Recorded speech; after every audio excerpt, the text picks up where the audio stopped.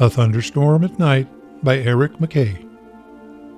The lightning is the shorthand of the storm that tells of chaos, and I read the same as one may read the writing of a name, as one in hell may see the sudden form of God's forefinger pointed as in blame.